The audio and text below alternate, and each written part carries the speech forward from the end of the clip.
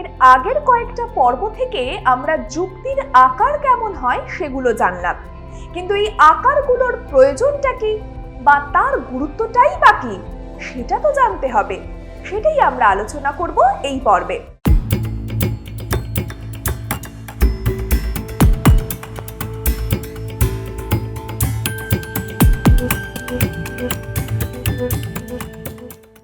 ছোটবেলায় তোমরা যখন বীজগণিত পড়েছিলে তখন তোমাদের কিছু সূত্র মুখস্থ করানো হয়েছিল, যেমন ধরা যাক a+b² এর ফর্মুলা বা a-b² এর ফর্মুলা।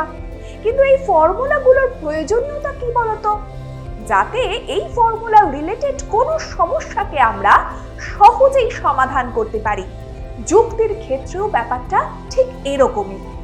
ধরো বলা হলো কাজল বাবু ডাক্তার অথবা সজল বাবু ডাক্তার। এমন নয় যে কাজল বাবু ডাক্তার সুতরাং সজল বাবু ডাক্তার। এই যুক্তিটার আকার কি হবে? পি অথবা কিউ।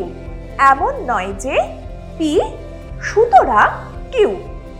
এবার যদি তোমাকে শুধু এই আকারটাই দেওয়া হতো তাহলে এর থেকে তুমি নানা রকম যুক্তি বানাতে পারতে। দেখো ধরা যাক P = আমি অফিস যাব আর Q = বাবা অফিস যাবে। তাহলে এই যুক্তির আকারটাই যদি এই লাইনগুলো বসাই তাহলে কি পাবো? আমি অফিস যাব অথবা বাবা অফিস যাবে। এমন নয় যে আমি অফিস যাব সুতরাং বাবা অফিস যাবে। দেখো একই আকারে আরেকটা নতুন যুক্তি হয়ে গেল। এরকম ভাবেই আমরা পি কিউ এর জায়গায় রাম শ্যাম বাঘ ভাল্লুক যা খুশি ধরে নিয়ে যুক্তি সাজাতেই পারি। যদি এই যুক্তির আকারটা বৈধ হয় তবে এই আকার দিয়ে তুমি যা যা যুক্তি বানাবে সেগুলোই বৈধ হয়ে যাবে। এখানেই যুক্তির আকারের প্রয়োজনীয়তা। মানে পৃথিবীতে তো কত যুক্তি আছে, প্রত্যেকটা যুক্তি ধরে ধরে কি বৈধতা প্রমাণ করা সম্ভব? সম্ভব নয়।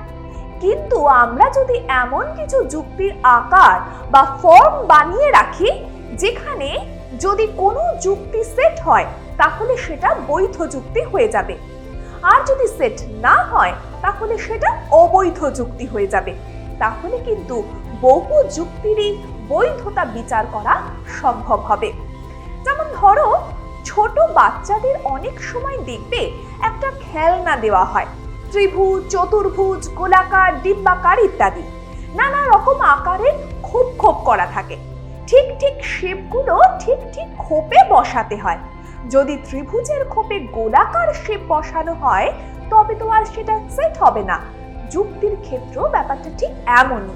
ধরো যদি কোনো একটা যুক্তি আকারকে বৈধ বলে স্বীকার করে নিই তাহলে সেই আকারের সমস্ত যুক্তিকেই বৈধ বলে স্বীকার করে নেওয়া যাবে। তার মানে সেই বৈধ আকারে কোনো অবৈধ যুক্তি সেট হবে না, সব সময় বৈধ যুক্তি সেট হবে। যেমন সকল এম হয় পি, সকল এস হয় এম, সুতরাং সকল এস হয় পি।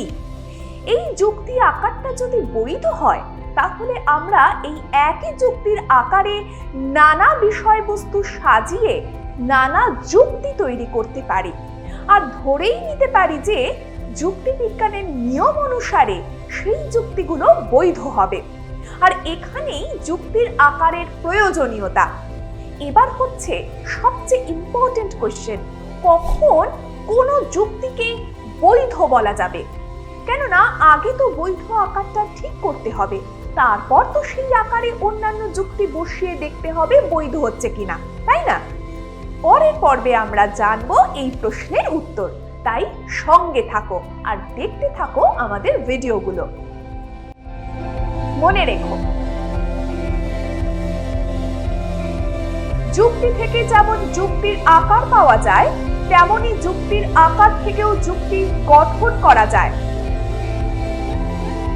যুক্তির আকারের প্রয়োজনীয়তা হলো কোনো যুক্তির আকারটা যদি বৈধ হয় তাহলে আমরা ওই একই যুক্তির আকারে নানা বিষয়বস্তু সাজিয়ে নানান যুক্তি তৈরি করতে পারি।